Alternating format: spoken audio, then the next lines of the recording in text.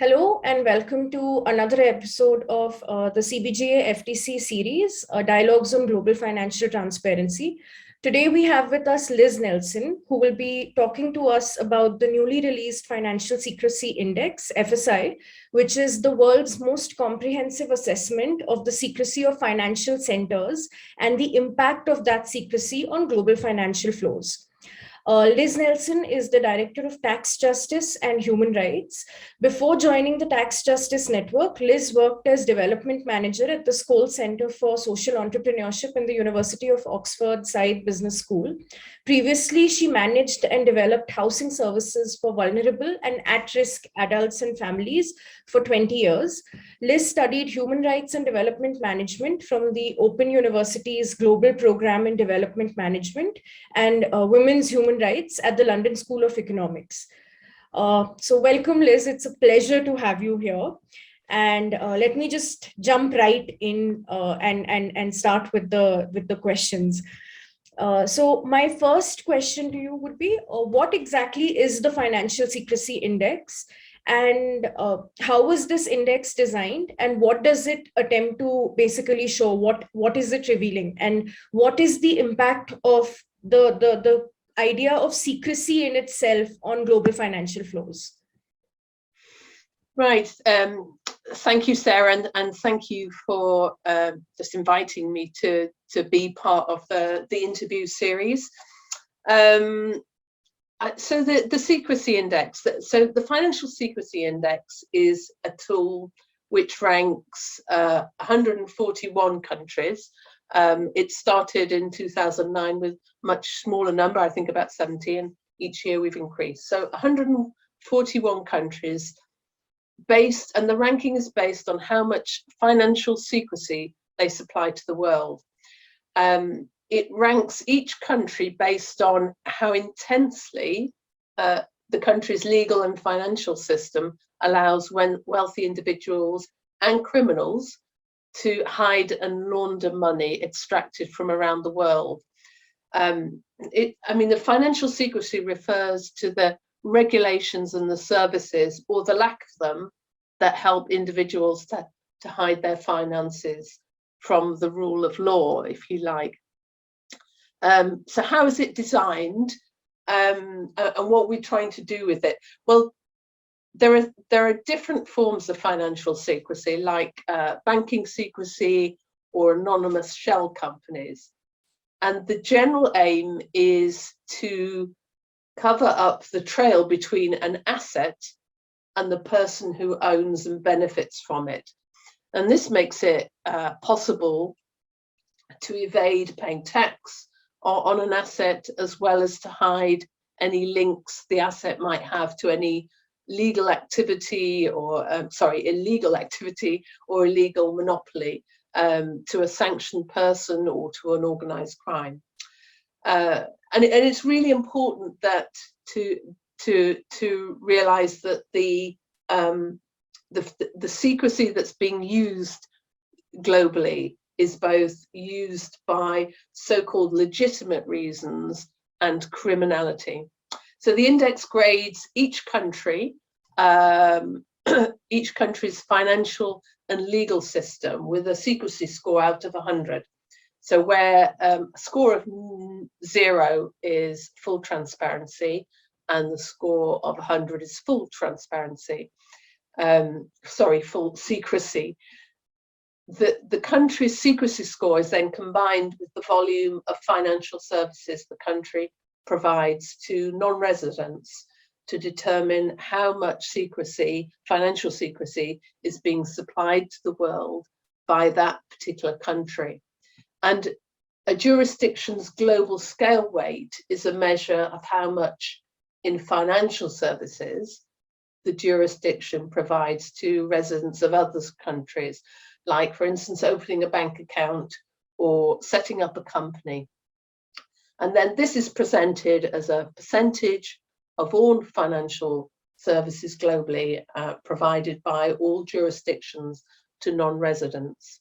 And then each country is ranked on the index by 20 indicators, each of them has several and quite complex sub-indicators, but basically they look at four things, four categories: the ownership registration, the legal entity transparency, the integrity of tax and financial regulation, and international standards and cooperation. And then the index measures each jurisdiction's scale weight by using data on exports of financial services provided by the International Monetary Fund's balance of payments statistics. Now, where this data is missing, the researchers on the Financial Secrecy team have estimated or they're extrapolated from related stock measures of cross-border flow, cross-border financial assets. There is, I mean, that's quite a lot to take in, but there is on the Financial Secrecy Index website, there is an index with the full methodology, and it goes into quite a lot of detail that researchers, others, journalists can have a look at. My next question is, what were the key findings of the 2022 index, and what is its significance? I mean, what is the significance of these particular findings in the present, pandemic times? Mm-hmm, mm-hmm. So interestingly, for many years, the Cayman Islands and Switzerland have been at the top of the rankings. This year, the US now ranks first on the Financial Secrecy Index, which means, just to emphasize what I was saying before, it means that it's the world's biggest supplier of financial secrecy. So the index confirmed this year that transparency reforms are actually working, because there has been a slight shrinkage. The transparency reforms have shown that the supply of financial secrecy services has shrunk by 2% compared to 2 years ago. So, but although there has been that shrinkage, two things to bear in mind. There are many jurisdictions, many countries who are continuing to sabotage efforts towards transparency reforms. And where we're seeing globally a shrinking of the supply of financial secrecy services used, for instance, by Russian oligarchs, as well as by tax evaders, corrupt officials, and organized crime around the world to hide and launder ill-gotten wealth. That's still happening, and it's we just because we've seen a slight shrinkage, we couldn't and we shouldn't be complacent about it. And I think the other point to mention in about this year's index is the US, the UK, Germany, Italy, and Japan cut back that global progress. If they had almost by half by fueling financial secrecy instead of fighting it, they are significant players in keeping financial secrecy going. So, and at this time when the world has been reeling from the pandemic, and going back to what I was saying earlier, is shocking that countries have had to struggle to provide hospital care, protective equipment, being able to afford the cost of vaccinations, when the revenue is actually there but is being drained away and held offshore in secret companies, in trusts, and other secret kind of instruments. So it's quite significant for us to look at the US itself. I mean, one thing I'd say about the US is it's interesting that there's a slight contradiction there, because we've seen some quite historic, very recently, transparency reforms by the US, the Corporate Transparency Act at the end of last year, which was brought in. And yet, even the Biden administration, I think the Janet Yellen said that something along the lines that, if you wanted to hide your money, the US was the place to do it. So there's there's a part of the US, for instance, that are making efforts to introduce legislation to create greater transparency, and yet on the other hand, they have come out on top of the index. So you mentioned, like, you explained about, the US and what that means. Which country would you say has ranked the lowest? And again, like, what do these rankings mean? And can you highlight with the example of some other countries, especially countries in the global South? Yeah, sure. So talking about the US ranking first, the largest supplier of financial secrecy. I'd mention, Sarah, the Cayman Islands, because that's interesting. The Cayman Islands was last 2 years ago, had that top spot on the Financial Secrecy Index. It's now 14th on the index as a British overseas territory. And this is interesting. Obviously it's still a big supplier of financial secrecy, but it's interesting because this is the first time that the Cayman has disclosed the true scale of its financial services, which it provides to non-residents. And what it's revealed is that it's supplying less than we had estimated. So it really illustrates the value of transparency for particular jurisdictions. So in the absence of self-reporting data by the Cayman authorities, in the IMF balance of payments database, the index previously utilized the IMF coordinated portfolio of an investment survey database, which is, if you like, something of a guesstimate. But looking at the bit, you asked me about other countries, and particularly in the global South, and I think this kind of illustrates, illustrates kind of who are the big players really, and how do we match the relative damage that different countries are doing.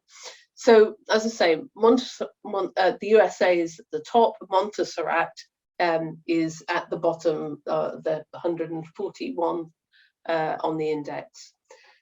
The immediate impacts of their financial secrecy and tax abuse, the problem is it goes unchallenged, and indeed the Financial Secrecy Index and its kind of sister index, the Corporate Tax Haven Index, which assess jurisdictions on their relative global threats, tell a really common story, and one I think, while we can, and I will come on to some global South countries, the common story is the worst damage is done by the OECD member group countries and their dependent territories. Those of, for instance, in the UK and its spider web in particular. So I think that's really important to hang on to. In terms of other countries, well, the US has a secrecy score of 67. And remember I said that the ranking is based on the secrecy score and the global weight of supply of secrecy. Thailand, for instance, has, which is it is 23 in the rankings, has a higher secrecy score. Vietnam, who's 24 in the rankings, has a much higher secrecy score. It's much more secret. Bangladesh, again, has a secrecy score much higher than, of 75, much higher than the United States, but is ranked at 52 on the index. And this is because Bangladesh, for instance, has just 0.2% of the global share supply of financial secrecy, whereas the United States supplies over a quarter of the world's financial secrecy. So you can see there, while secrecy is clearly an issue, the policies and the laws that a jurisdiction has. On this index, we also have to take into account the kind of volume of supply that they're making. Yeah. And I mean, you've mentioned this in the space of our conversation so far, but I just want you to break down, like, according to you, what are some of the greatest challenges in ensuring transparency and accountability across global financial systems? Like, this is a very broad question, but if you could just break it down for our audiences. Yeah. Well, I think two of the greatest challenges are to put in place a foolproof mechanism, so that we can see the legal ownership of assets. And you probably know where I'm going with this, is that we're talking about the idea of a global asset registry, which is a kind of trying to modernize, is an idea which is to modernize existing tools, tools that we already have, to do a better job at identifying the beneficial owners of assets, and to extend the existing registries. Most countries have registries of some sort, land registries, property registries, but what the global asset registry would do is extend the existing registries to financial assets in order to cover the ownership of all forms of wealth. So that kind of establishing a global asset registry is really important in recording the ownership of almost all wealth. And I think the sooner we can get a kind of intergovernmental agreement on that and that reform, I think that's will be really important.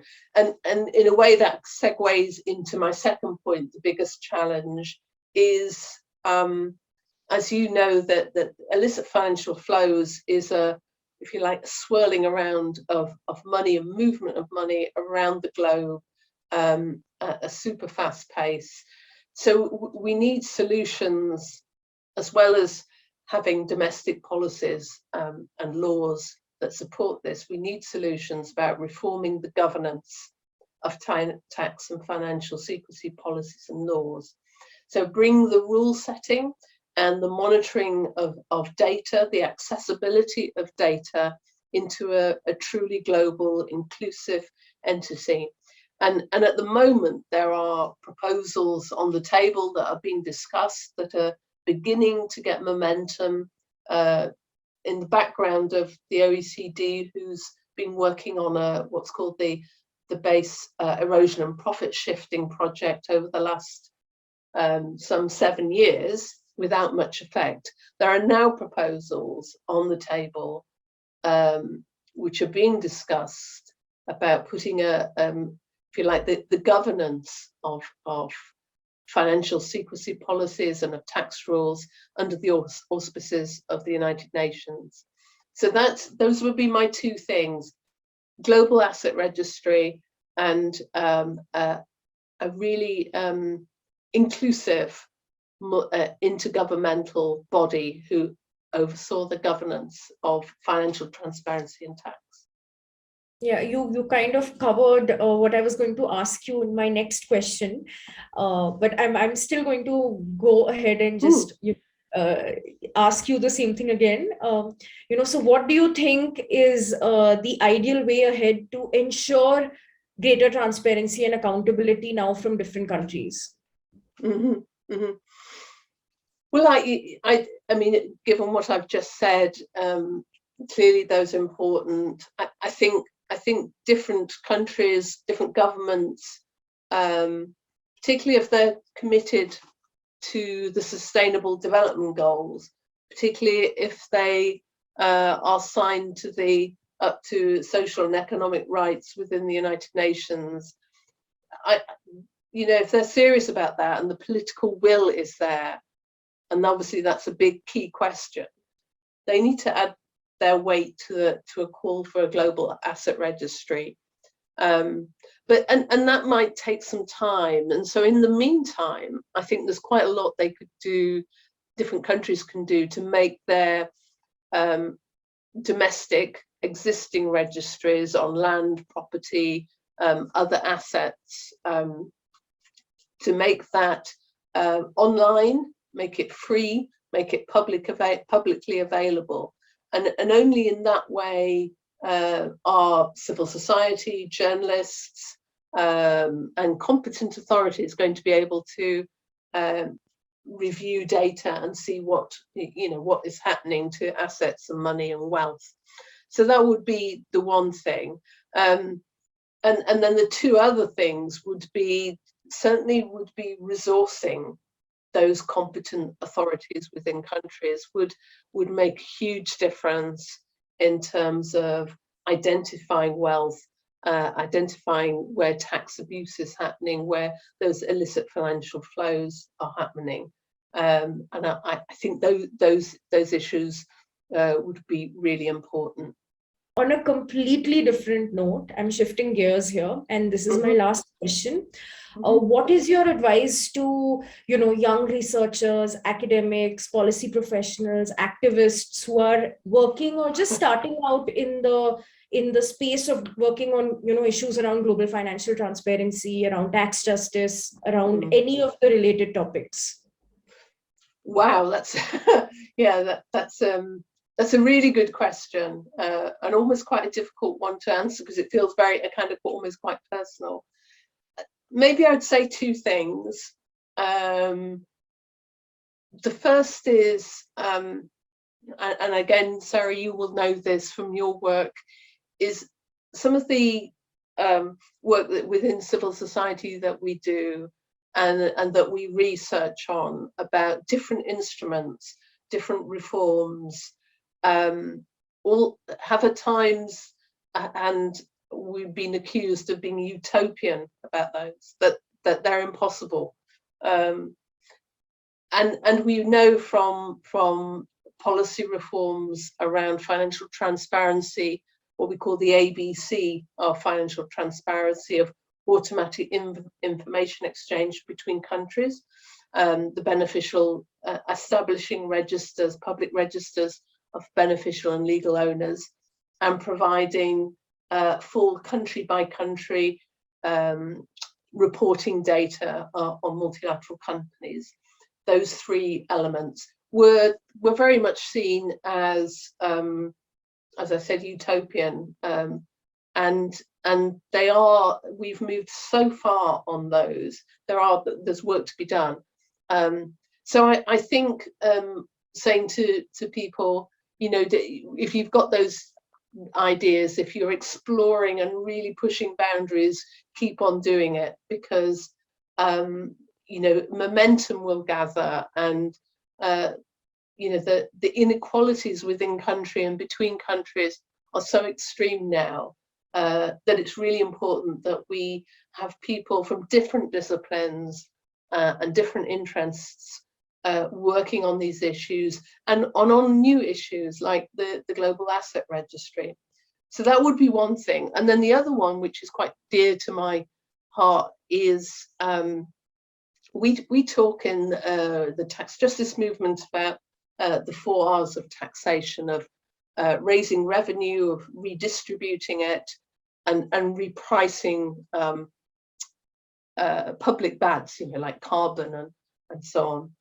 And there's a fourth one, which is representation. And I think secrecy and its impact on the available revenue is incredibly important, to have effective taxation and for financial transparency. And both those things, effective taxation, financial transparency, underpin political representation. And the process of contributing through tax and through strengthening the revenue underpins that social contract, gives citizens both the relationship with their governments and their desire to hold them account for their money that is being spent. Now, if you've got both criminals and tax abusers undermining that all the time, I think it's not just a fiscal issue, it's a social contract issue. So I think in working around these issues, young researchers, academics, policy professionals, is this issue of representation is such a long-term vision and requires so much political will. But I think framing and thinking about your research, thinking about your advocacy with that goal in mind, I think is really helpful and important.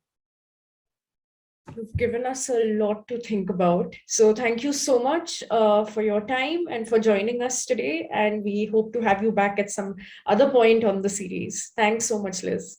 Thank you very much, Sarah. Thank you.